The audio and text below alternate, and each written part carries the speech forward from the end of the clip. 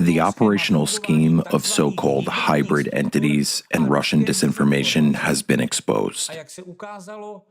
As it turns out, the persecution of Alatra is merely the tip of the iceberg, which is now being thoroughly and comprehensively investigated. I would like to begin today's episode with two specific, well-documented events that occurred quite recently.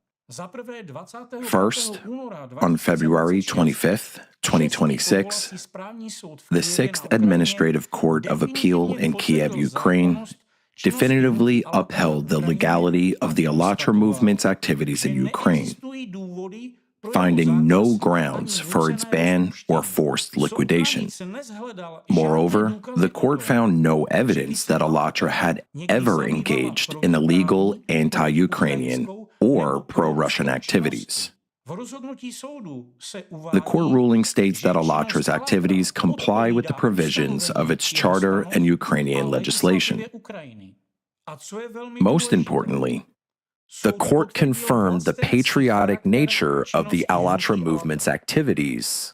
The ruling states, and I quote, "The materials confirm that the public association Alatra carries out activities of a patriotic nature."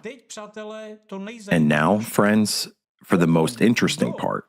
We have discussed many times before who tried to destroy this movement and on what grounds.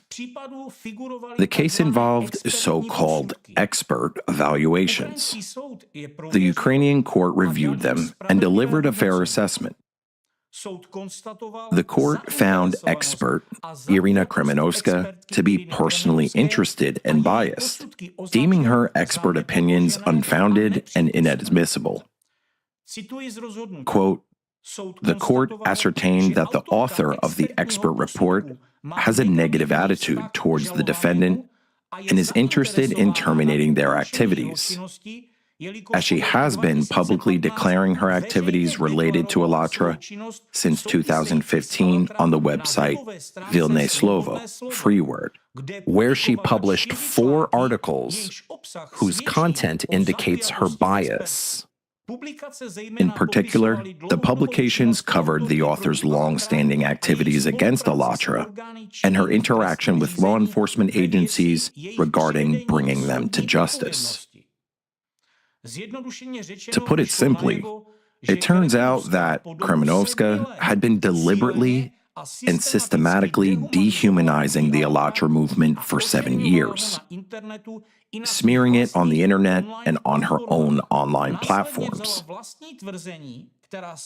She then took the very lies she had published online and used them to fabricate expert reports for the court on behalf of her private center, CEPI.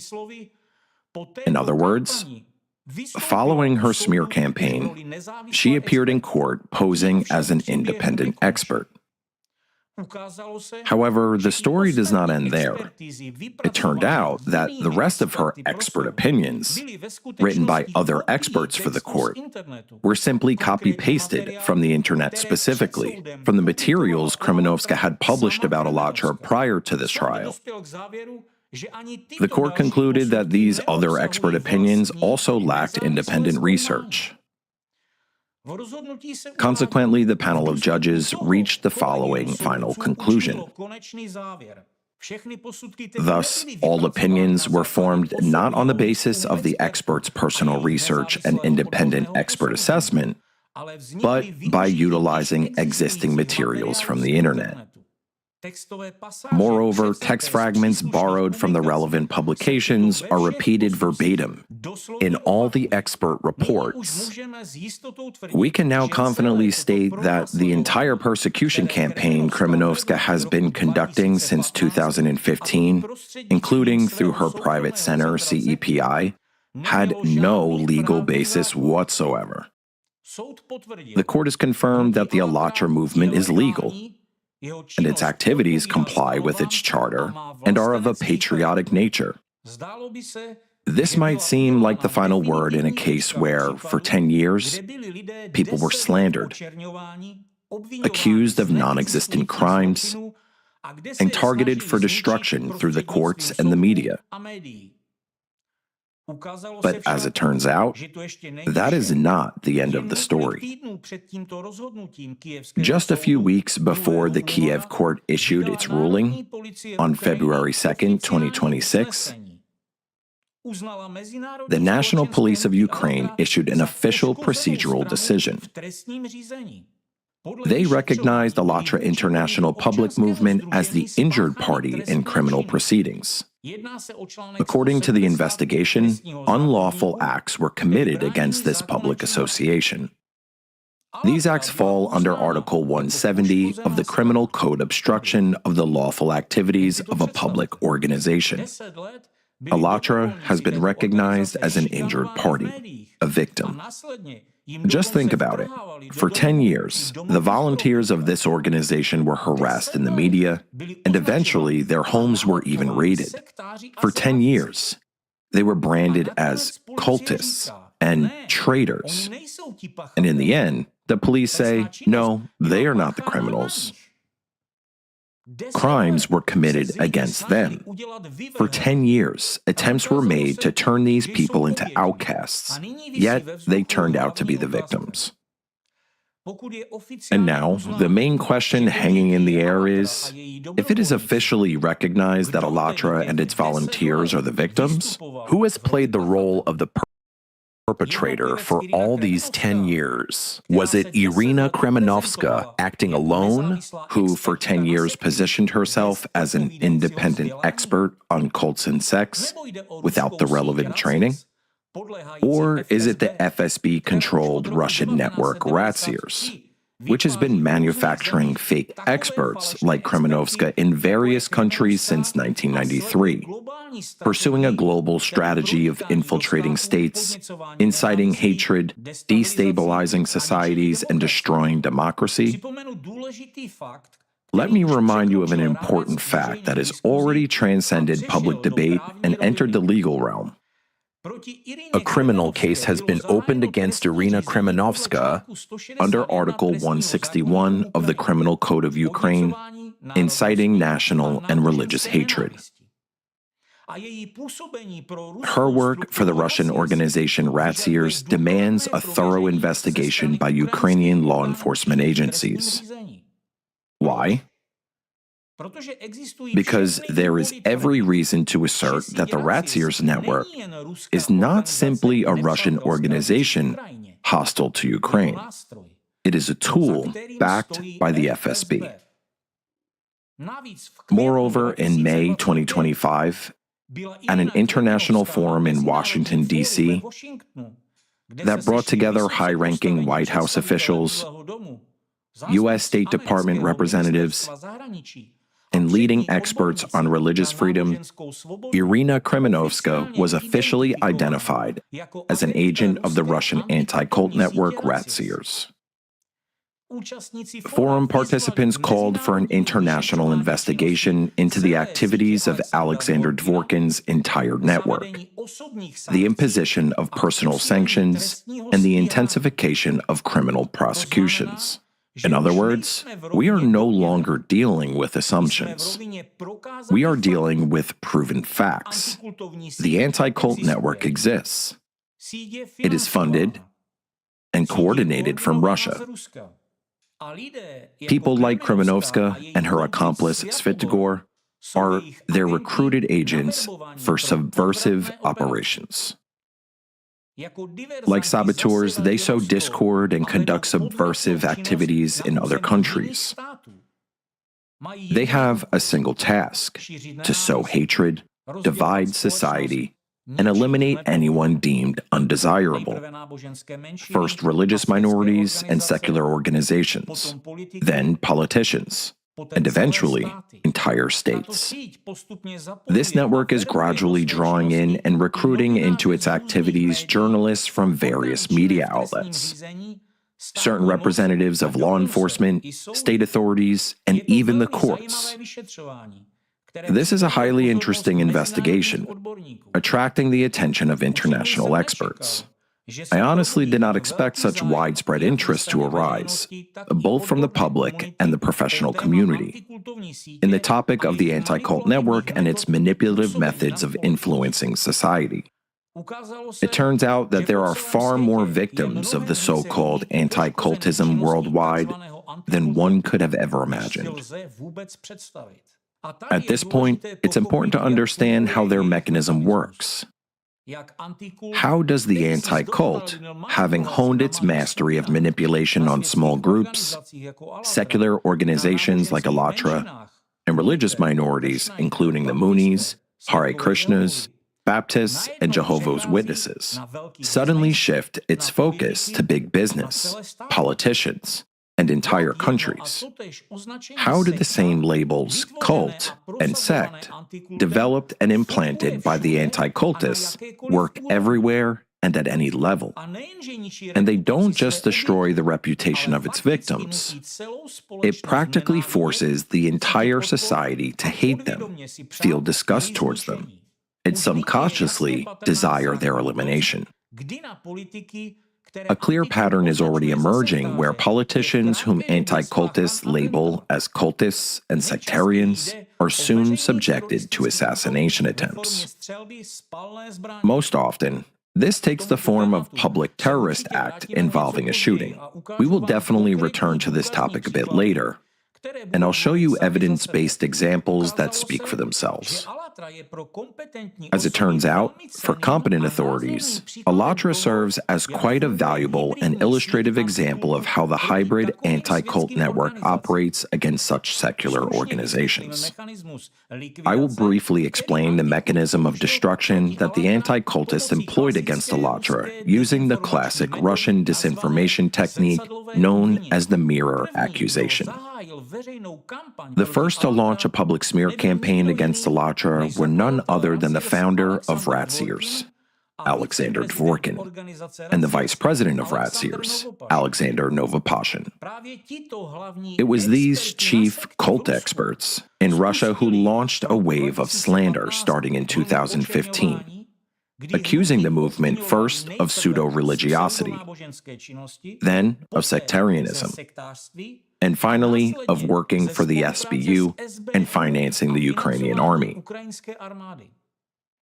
As a result, Alatra was declared as a pro-Ukrainian extremist organization in Russia. Its former volunteers are being imprisoned and tortured, and property searches are being conducted across the entire country. But look at what has been happening in parallel. Since 2015, in Ukraine, Kremenovska has been launching an absolutely identical narrative against Alatra in the media space, word for word, following the exact same manuals.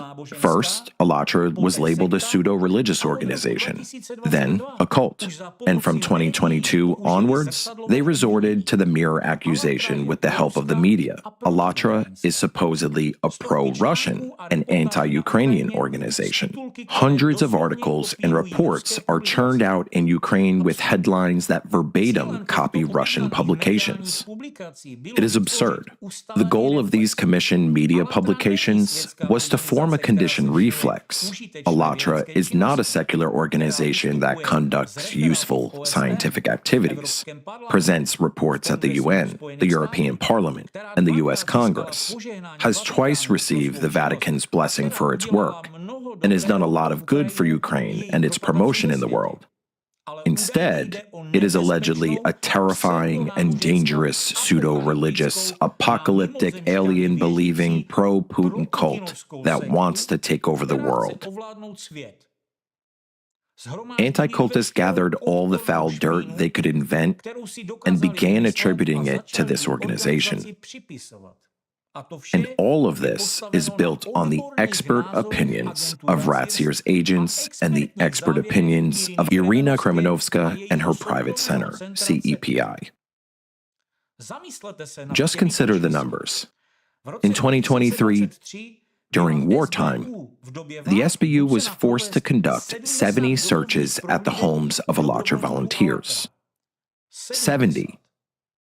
In the mass media, Ratsir's agents were trying to destroy Alatra by branding it a pro-Russian cell in the country, fabricating expert reports, and opening criminal cases against volunteers on charges of high treason.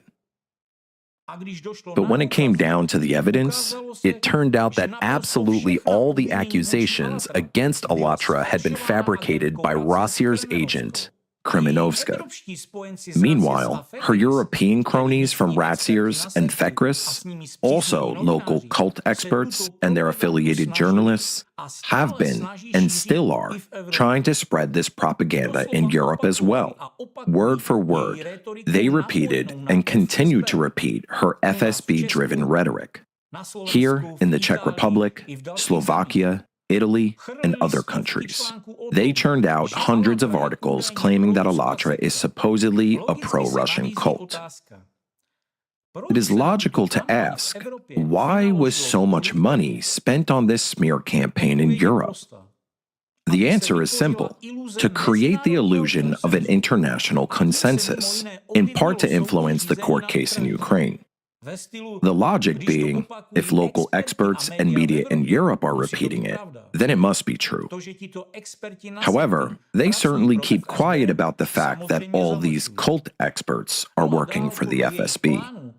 And then, according to their plan, relying on the case in Ukraine, which they wanted to win at any cost by fabricating fake expert reports written by the same hand like carbon copies, they intended to use this precedent to destroy Alatra in Europe and worldwide, meaning a complete, total liquidation, including criminal prosecution for all volunteers, for no reason at all.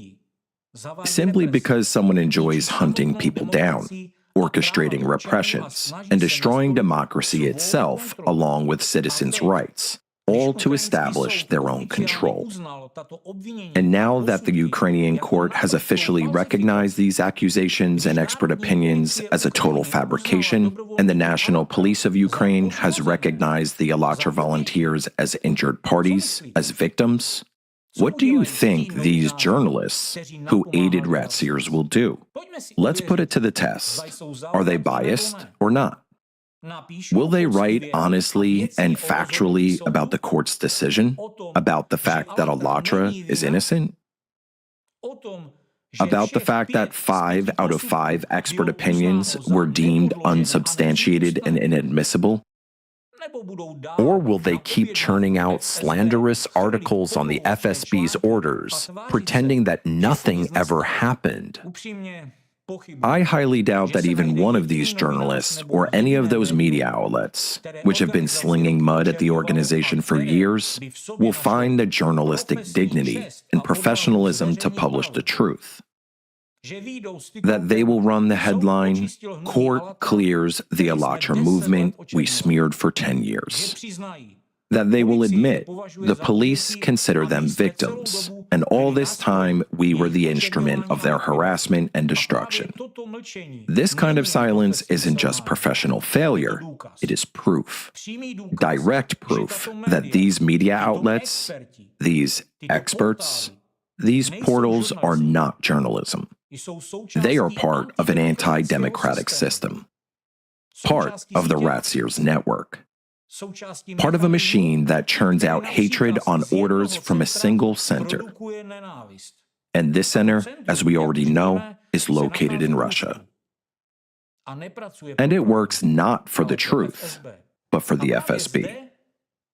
This brings us to the main question that worries not only me today, but the entire professional community.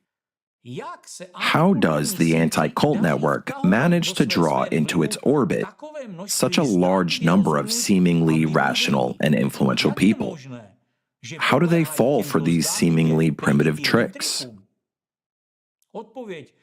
The answer I received from experts during our hours-long conversations lies in the realm of psychoanalysis.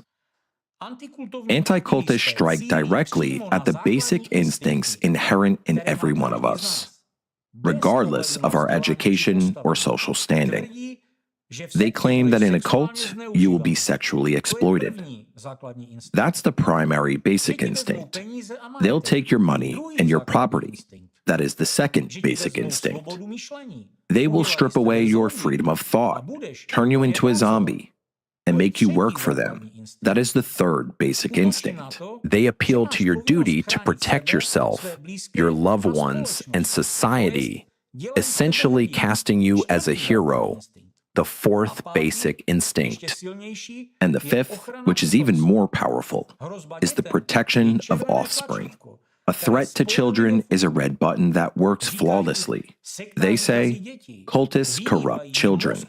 Sectarians brainwash children. There are pedophiles there. They eat kids, just like on Epstein's Island. This instantly shuts down critical thinking in any normal parent. To protect their children, a person is ready to eradicate the source of the threat in society, without even stopping to figure out whether that threat actually exists. The brain registers a severe danger, and the ancient fight-or-flight mechanism is triggered.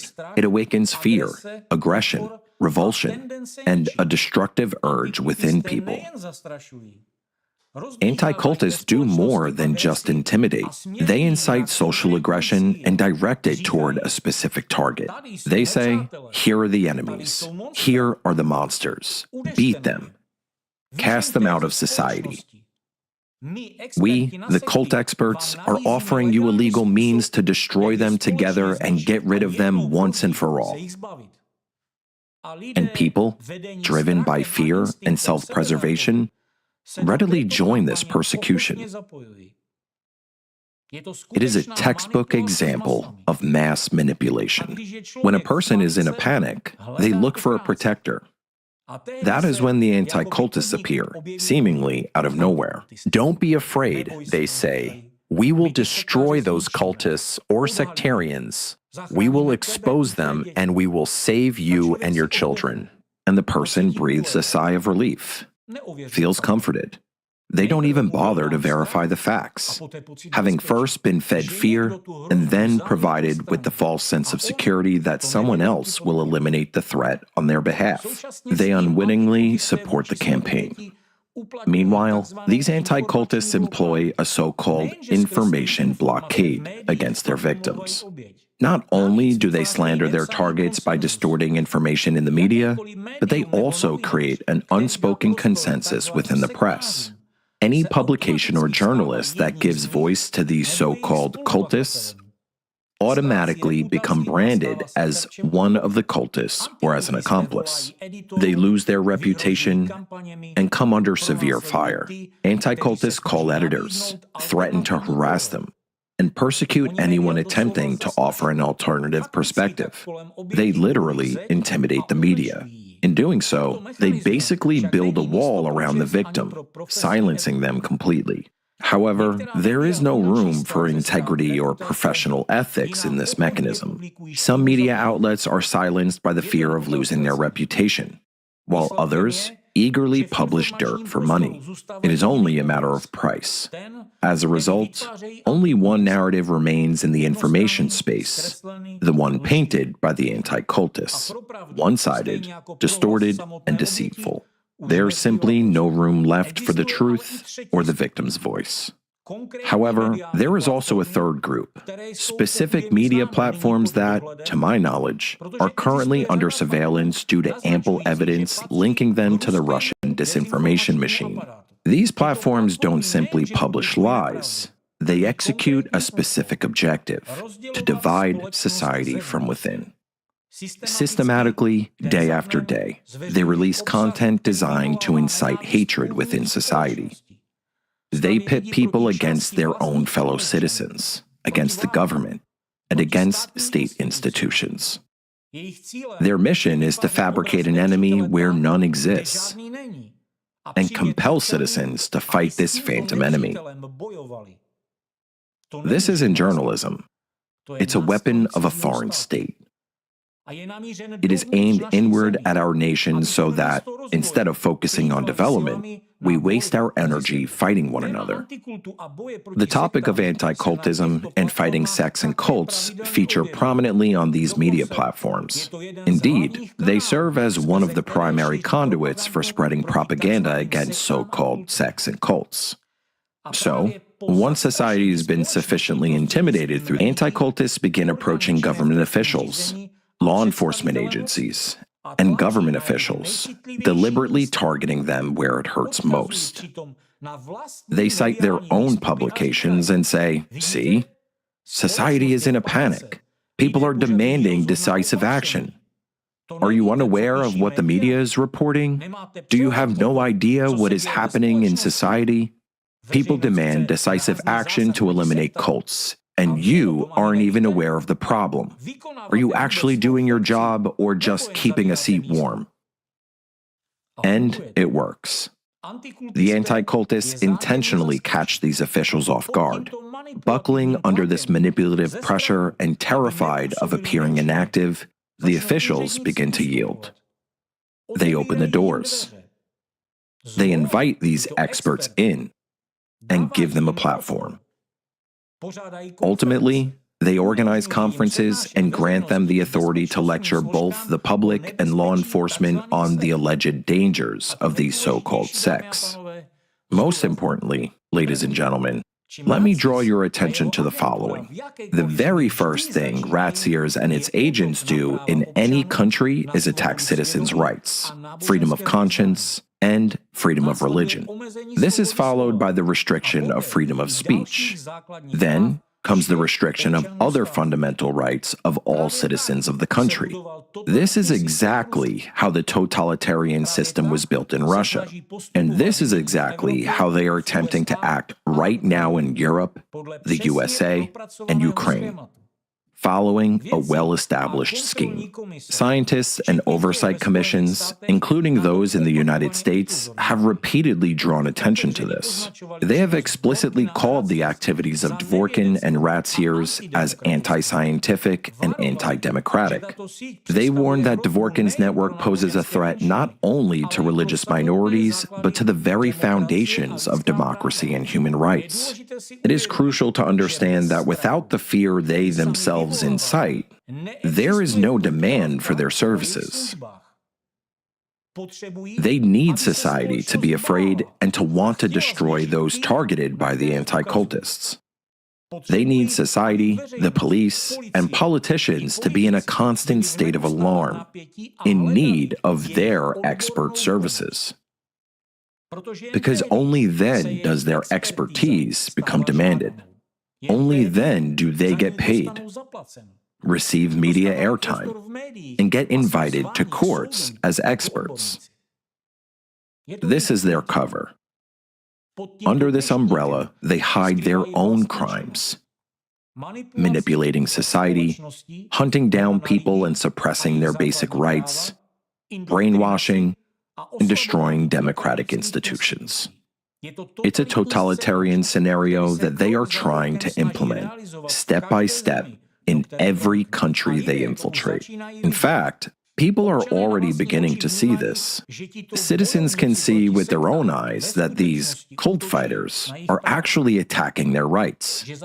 That behind the noble rhetoric about protecting children and families, there is a Russian disinformation machine aimed at the gradual destruction of democracy and the establishment of total control. And now, perhaps, comes the most cynical part. By accusing their victims of pedophilia, human trafficking, and moral decay, anti-cultists are projecting onto their victims the very things they themselves are engaged in. We don't need to look far. Take that very Kremenovska, for instance. There are dozens of news reports detailing how, between 2010 and 2017, she personally poisoned hundreds of stray dogs and posted online about the pleasure it brought her. She coordinated an entire Russian subversive network of dog hunters in Ukraine and tried to legalize an armed wing of dog killers under the guise of press credentials.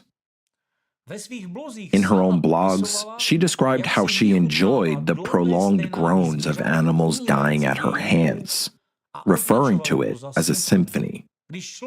When a person isn't only cruel, but actually relishes their actions, publicly describing the pleasure they derive from the suffering of others, that's no longer mere cruelty.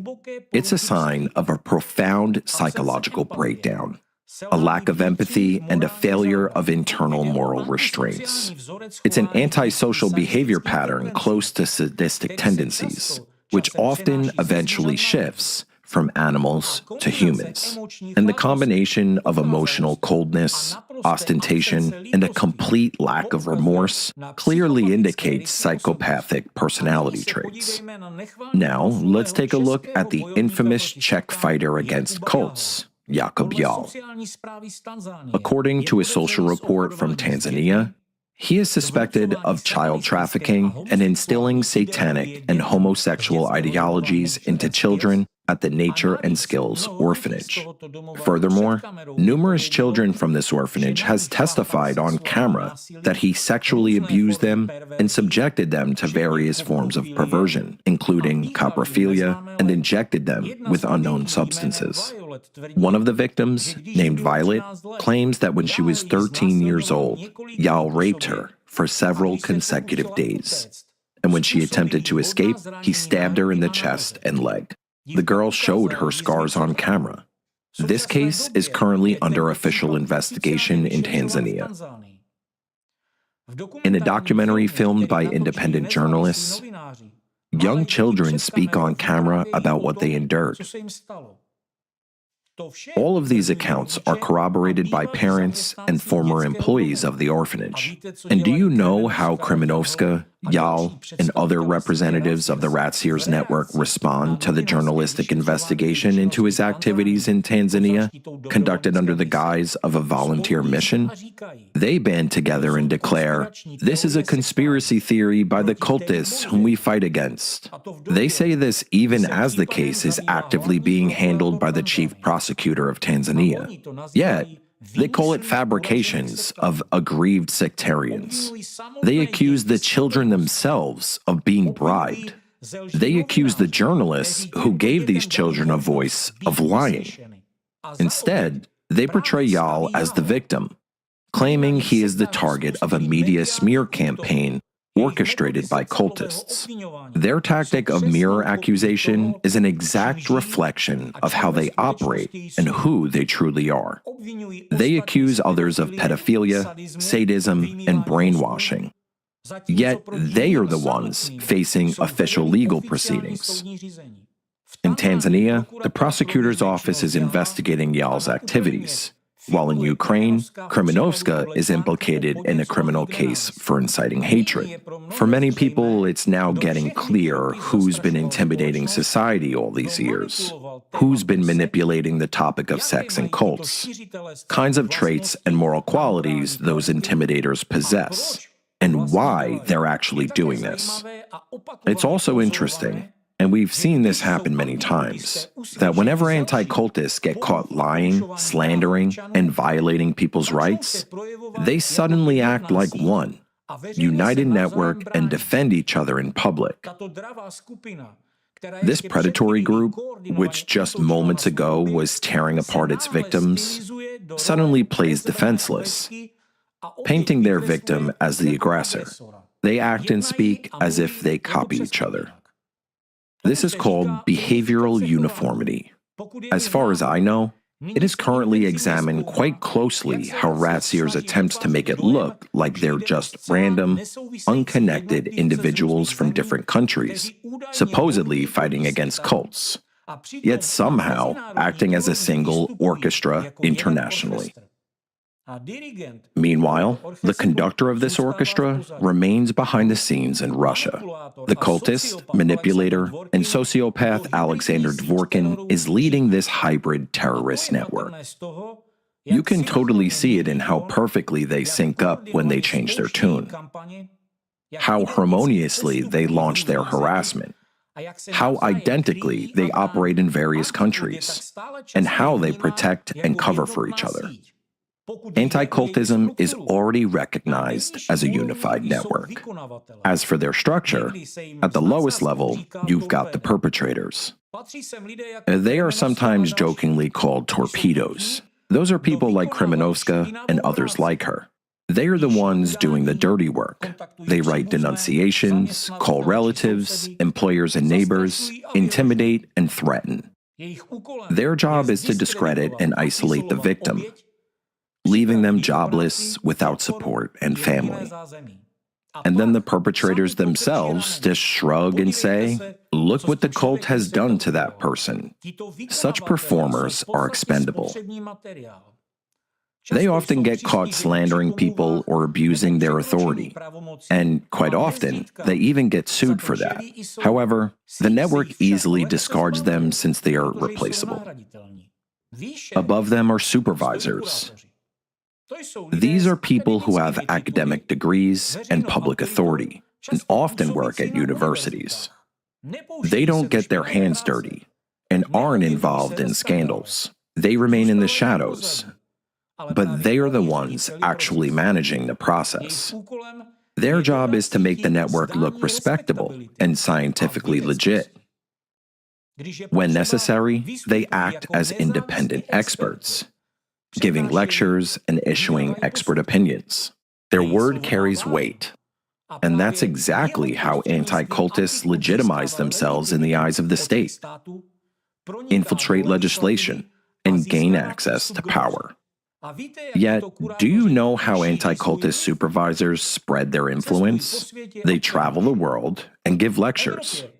In Europe, they are coordinated through the factual organization, whose vice president, before Russia's full-scale war against Ukraine, was the same Alexander Dworkin. Dworkin and his followers from various countries travel across cities and other countries. They speak at colleges and universities, to government officials, security officers, law enforcement, educators, and even school children, giving lectures on the dangers of sex and cults.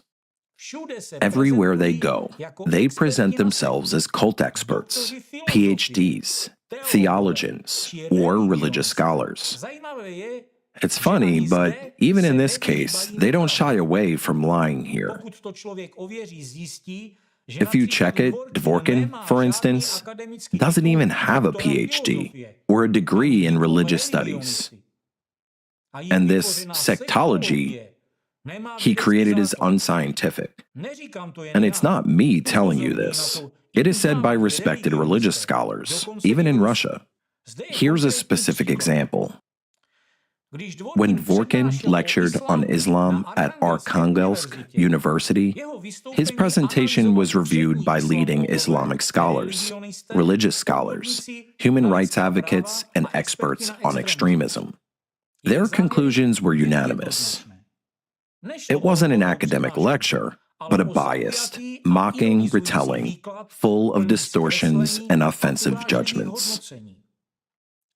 Islamic scholars declared the lecture didn't even meet scientific requirements, and its purpose was not to educate, but to cultivate in the audience a false, hostile attitude towards Islam and its prophet. Extremism experts noted that the lecture contained statements that could be classified as inciting hostility against Muslims. Muslim leaders called it offensive and demanded that the use of similar material be banned in educational institutions. Researchers concluded that Dworkin's lectures are pseudoscientific, full of factual errors, contain offensive judgments, and exhibit signs of extremism. The sectology he created isn't backed by science. He himself holds no recognized academic degrees, and his supposed specialty doesn't even exist on any official list of academic disciplines. According to experts, Dworkin's lectures associate Islam with a cult and foster Islamophobia. And this is, friends, how Dworkin treats a global religion, Islam, which has over 1 billion followers and powerful institutions that can actually fight back. Now imagine what he and his agents are doing to smaller religious movements that don't have a public voice or anyone to stand up for them. In their case, anti-cultists resort to direct dehumanization, slander, outright incitement to hatred, and pushing the state and society towards repression. That's exactly why Dworkin started with small groups in the first place. He was testing out his methods where he could get away with it. And now we're seeing him roll those same tactics out on much bigger targets. And isn't the exact same thing happening in other countries where these so-called cult experts are giving lectures? Take, for instance, the Czech Republic and Jakub Jal. The guy has no relevant education. He's just a career student. Yet he claims to be an expert on sex and cults. Moreover, he claimed to have traveled to Tanzania on an educational mission. But if you look at a report from local Tanzanian social service, he was actually accused of forcing satanic and homosexual ideology on children in an orphanage. Thus, when we look at Dworkin's lectures and the speeches of his associates in the Czech Republic, Serbia, France, and other countries, we see the same manipulative narrative, the same mind-numbing wordings, the same scare stories, the same audience manipulation techniques, and, most importantly, the same methods of pressuring the national government and law enforcement agencies through such lectures. In other words, anti-cultists led by Dworkin, often without specialized education and with the dubious qualifications, travel the world, giving lectures on topics they know nothing about.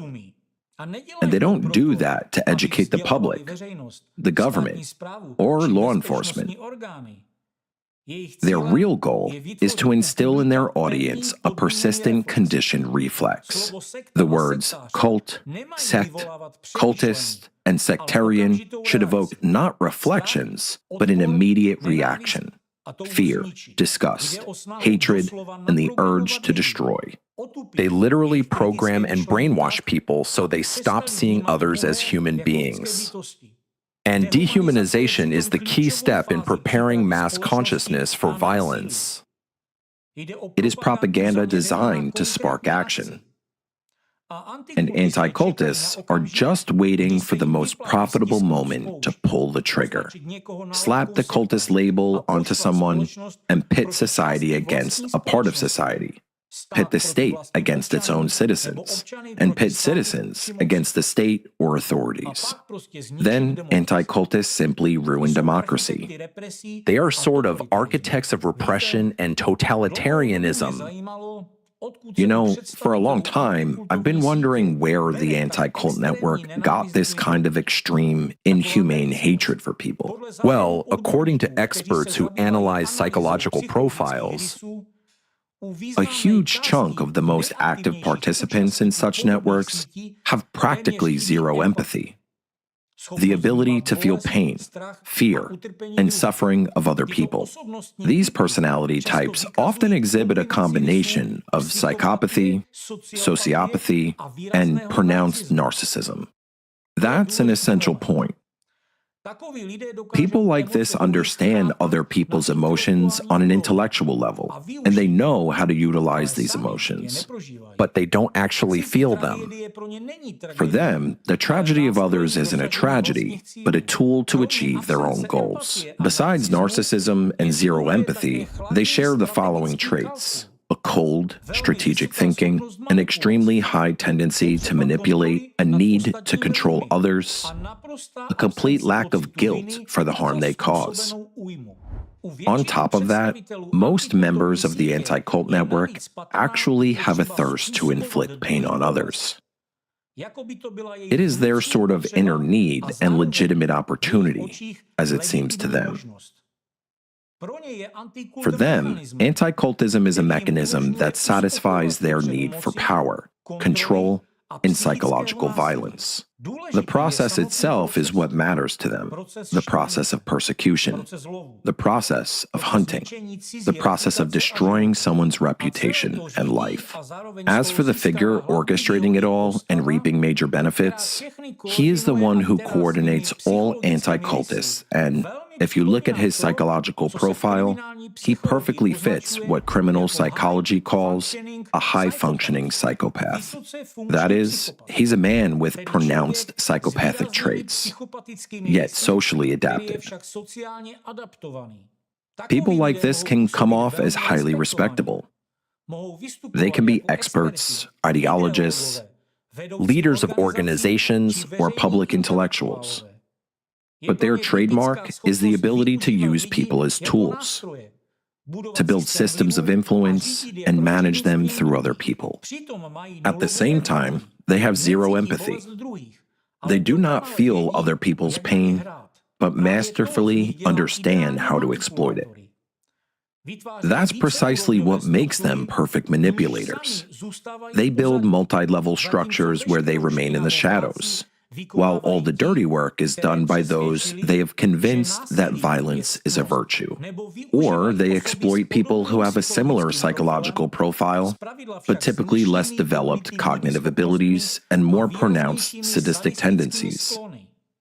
For the lower caste of anti-cultists, participation in such entities is sort of a legalized opportunity to satisfy their destructive impulses under the guise of cult-fighting ideology. Such groups are formed precisely by the principle of mutual attraction. The elite receives an obedient tool for achieving their goals, while the lower caste gets a legal cover and indulgence in violence. Their motivation isn't simply to inflict pain, but to have absolute, unfettered control and power over the minds and destinies of people. And do you know what makes it even worse? For anti-cultists, we're just a training ground, a playground. As for those whom they use to fight cults, the so-called torpedoes, they are the lowest caste, simply expendable.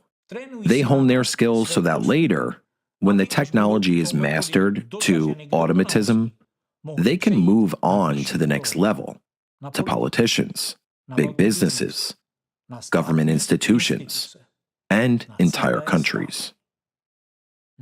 Have you noticed that, particularly in recent years, literally everyone has been increasingly accused of being a cultist, whether this makes sense or not? This label is no longer restricted to religious groups, but is now attached to organizations and individuals completely unrelated to religion. The labels sect and cult are slapped on political parties, public movements, voters, and entire countries.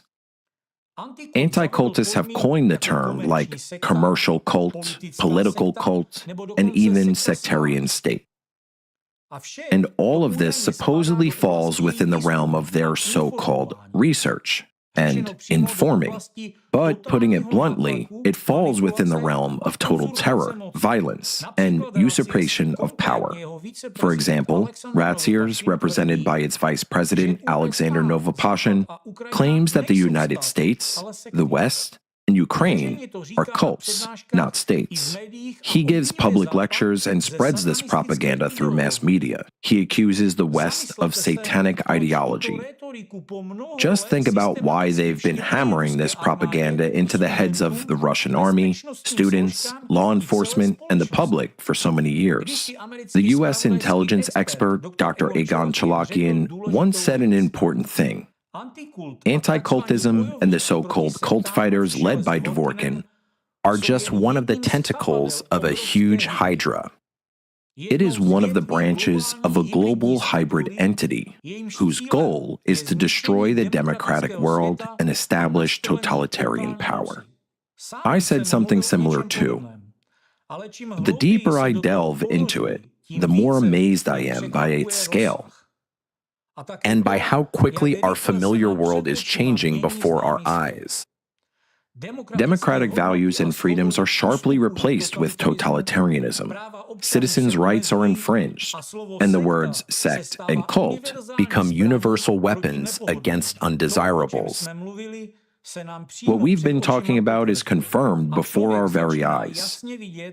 And it becomes clear that anti-cultism is just one small but very dangerous tool in the hands of that hydra. It's a tool that has been fine-tuned, honed, and prepared for a big game for decades. I remember a conversation with a specialist. He suggested conducting a very simple experiment. He said, listen to yourself. What is your reaction to the word politician, and then to the word cultist? Do you know what I discovered? Most people's reaction is basically the same. It is an inner outrage, repulsion. It is negativity that cannot be logically explained, but is somewhere deep at the level of instinct. This isn't an accident. This isn't a coincidence. It is a direct evidence that people have been programmed through the same methods. Moreover, a clear correlation may be observed. The same cult experts and the same journalists and media outlets controlled by the anti-cult network, who have been harassing religious minorities for years, suddenly switch their focus onto politicians, government officials, and law enforcement. And this is always intensified many times before elections or crucial political events. The scheme is the same. Daily headlines: this politician is a cult member. His voters are cult followers. He's insane and has to be removed. This creates disgust and mistrust in society. Any action by such a politician starts being subconsciously perceived as a threat to the state, And therefore to every citizen, meaning to you. Doesn't it seem strange to you that after such an aggressive media attack on politicians by cult experts, not only does hatred and mistrust of the stigmatized politician flare up in society, but an assassination attempt or even murder is organized against him? In this episode, we won't go into great detail about the puzzle piece coding technology that the upper caste of the anti-cultist applies in society. All you need to know is that this manipulation is of an entirely different nature. It is the so-called remote coding of an individual for a needed action. This method is defined as a stage-by-stage psychological influence through information waves And hidden signals that gradually instill a readiness for violence in vulnerable people. The mechanism is stretched over time, for months and even years. First, an information environment is created in the information field. Then, once the foundation is laid, targeted activation follows. An individual with a fragile psyche receives an implicit command to act. To put it simply, that's a formation of a shooter, or a lone wolf, as anti-cultists call them. School shootings, mass shootings, and assassination attempts on politicians are a direct consequence of the puzzle piece coding technology used by anti-cultists. Only the targets are different. In some cases, those are children in schools and universities. In others, those are adults, politicians, and national leaders. Although, globally, both are aimed at terrorizing the entire society, the method used in puzzle piece coding is the same. A person subjected to such a manipulative influence through the media is turned into a tool acting according to a predetermined program. While subjectively believing, they make their own decisions. Critical thinking is disabled, leaving just a dominant image of the crime and the task that must be accomplished at any cost. Look at what's happening today. Parents are afraid to send their kids to school because the number of school shootings has risen sharply in many countries. Meanwhile, the so-called anti-cultists come to the same schools with lectures and say that Mormons, Scientologists, Baptists, and Jehovah's Witnesses are all terrible cults that brainwash people. So you must fear and reject them, since they are not humans. That's what they say. Has anyone ever wondered why they give children such lectures? Why do they invest so much effort in brainwashing kids? If you look at all of this holistically, it becomes obvious. This is done so that in the future, in 5 or 10 years, those children become their army, and some of them become their lone wolves, while still being children. The same experts on sex and cults who lecture the younger generation and point out targets through their subconscious begin to use kids to remove an undesirable politician. For instance, to gather people in a public square to overthrow the president or prime minister when they need to, by declaring some government official a cultist. This is what they do to children's brains. And then, when needed, they herd the lone wolves into packs in a public square. And the revolution is ready with people demanding a change of leadership. The upper caste of anti-cultism has gone even further. They participate in creating computer games where one should kill cultists, where, from an early age, children are instilled with an idea that there are humans, and then there are cultists, zombified creatures who must be destroyed. In such games, children are only given the choice of how exactly to eliminate them. Later on, the same children, already programmed, grow up and take weapons in their hands. So when the media publish headlines about cultists at the head of a country or in a high-ranking position, this mechanism is triggered. Here are some real-world examples. Look closely and tell me, what do all these people have in common? I'll tell you. The first thing all these politicians have in common is that anti-cultists ran a coordinated, systematic campaign against every single one of them in the information space, slapping them with the label of cultists. Now, in the case of Slovak Prime Minister Robert Fico, public hatred was whipped up using the pro-Russian label, but the methods and players behind it were exactly the same. The second thing they have in common is that every single one of these anti-cult media campaigns were followed by a public assassination attempt. This is a textbook terrorist act, complete with the long-term psychological conditioning of a lone gunman. After an assassination attempt, the same anti-cultists who turned him into a shooter portray him in the media as just some crazy person. They present the shooter as a lone wolf who just hated the politicians so much, because he was branded a cultist, that the shooter took up a gun and made an assassination attempt. Their narrative is that society is just so polarized and outraged that people simply can't stomach having a cultist in power anymore. So, one guy out of a million took a weapon as he just happened to be the most radical one. By doing this, they keep intensifying their psychological pressure on society even more, while setting an example of what to do with politicians who become inconvenient for the FSB. That's hybrid terrorism.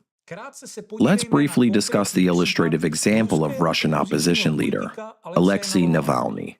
Long before the tragedy, back in 2017-2018, a persistent narrative that Navalny is a cult leader was launched in the information space. Following the classic scheme, in order to support the accusation, some alleged victims were identified who claimed to have suffered at the hands of Navalny or his staff. Those individuals first claimed to have worked there, and then added an association. It all resembled a cult, where Navalny was the object of worship. This core argument then became the foundation for the entire media campaign. Those who allegedly managed to escape Navalny's team claimed it was a cult. Next, the key figure steps onto the stage. The cult expert, Archpriest Alexander Novopashin, Vice President of Ratseers. He didn't just make public statements. He's personally out there doing systematic outreach, giving lectures to youth groups and law enforcement. In his own words, every month I hold dozens of meetings with young people where he talks about things like Navalny's headquarters. Naturally, his message is that it's a dangerous cult, while its leader is a dangerous cultist. Hundreds of articles flood the media space in Russia and neighboring countries with headlines like, "How to Escape the Navalny Sect," "The Cult of Navalny's Witnesses," "The FBK Cult," and "Members of Navalny's Sect." A state Duma deputy, we won't mention his name, even officially demanded that the Ministry of Justice label Navalny as a founder of a totalitarian sect. And here's the key point. I quote, "And voters must be held accountable for supporting and participating in the sect." What we are looking at here is their classic playbook, literally copy-pasted from how anti-cultists targeted small religious organizations. Indeed, Navalny's death wasn't carried out in public through shooting, but rather by the classical Russian method: exile to the north and quiet liquidation. Still, it's a clear example of how this was done in Russia. Next, let's look at another high-profile case from 2024, the assassination attempt on Slovakian Prime Minister Robert Fico. At first glance, he wasn't accused of being in a cult. He was accused of having pro-Russian views. But the methods used against him were the same. The atmosphere of hatred and intolerance was created against him using the same classic method. And it didn't take long to see the outcomes. Just note, a month before the shooting, on April 10th, 2024, Fico issued a public warning. He published a statement where he bluntly said, "Government politicians are obscenely cursed in the streets, and I am just waiting for the moment when this frustration, which is being so intensely fueled by certain media outlets, turns into an assassination of one of the leading government politicians." And I'm not exaggerating even a bit. Fast forward 1 month to May 15th, and Fico gets injured in a shooting. According to eyewitnesses, the politician walked over to some local residents right after an event. At that moment, several shots were fired from the crowd, and Fico dropped to the ground. The Prime Minister was wounded in the chest and abdomen. In his first appearance after the assassination attempt and injury, Fico directly named those who were responsible. He identified anti-government media outlets and foreign-funded NGOs as the main drivers that created the environment where the assassination attempt became possible. According to him, they systematically incited hatred. This hatred in society was fueled until the so-called lone wolf, created by anti-cultists, in this case, Yuri Tsintula, crossed the line. Now, let's look at Trump. There was a series of assassination attempts against him within a short period of time, also in 2024. But what led up to this? Back in 2019, Stephen Hassan, a close associate of Alexander Dworkin, closely tied with the same anti-cult network, published his book called The Cult of Trump. In it, Hassan doesn't just criticize the politician. He actually claims that Trump created a destructive cult, and his supporters are in some sort of hypnotic submission, have completely lost their ability to think critically and need outside intervention. In his works and interviews, Hassan openly speaks about the need for their deprogramming. It's a method that, in practice, often means forcible change of people's beliefs. After that, a systematic campaign against Trump kicks into gear, and not just against Trump, but against his voters too, who are portrayed in the media as insane. That resulted in repeated shootings at the politicians by lone wolves. And the same things happened to other stigmatized politicians. Yet, unfortunately, in some cases, it ended in a tragedy. It begs the question, why are these scenarios so identical? First comes an information attack and the label cultist. Then comes the shooting, and every time, it's the exact same methods, with the exact same ties leading right back to Russia, to rat's ears, and to the shadowy structures behind the scenes. Personally, I always wondered why some politicians and political parties in various countries openly support anti-cultism. The answer turned out to be cynically simple. Some benefit from it. We already know how anti-cultism operates and what its goals are. But whenever its goals happen to line up with the interests of a particular political faction, it plays perfectly into those politicians' hands. It lets them suppress their opponents, reshape public opinion, and deprive their competitors of any support. However, this favor comes at a price. A politician whom anti-cultists helped weaken an opponent finds himself in debt. He knows how he came to power and how he manipulated the votes of his voters. So afterwards, whether he wants it or not, this politician is forced to defend the anti-cult network, lobby for its interests, and turn a blind eye to its methods. Essentially, such a politician becomes its conductor within government structures. As far as I know from people in the know, obviously without dropping any specific politicians' names, The politicians who systematically defend the anti-cult network are often unclean themselves. some are involved in corruption, others are being blackmailed with compromising material, and some just share the same anti-cult ideology. But it's up to the intelligence and security agencies to figure this out. I just wanted to show it, to warn and caution you. Finally, I'd like to say the following. Think about your own perception, about what's actually going on inside your head. You have clearly seen how powerful this manipulation can be and what it's truly capable of. If you want to see for yourself that it works, just pay attention to how you personally react to the words cultist, sectarian, and politician. If they trigger an immediate and inexplicable repulsion within you, this means the emotional label is already doing its job. And that's exactly what this manipulation is built upon. We are gradually trained not to think, but to react. And if this slips right past your critical perception, it means the same mechanism can very well be applied against you, since the first stage and the foundation for inciting hatred has already been embedded inside you. At some point, after mindlessly consuming action-driven information, a person simply loses the ability to distinguish between the truth and a deliberate lie, between their own opinion and someone else's command embedded in their subconscious through headlines and lectures. Is this manipulation of the subconscious dangerous or not? That's definitely something to think about.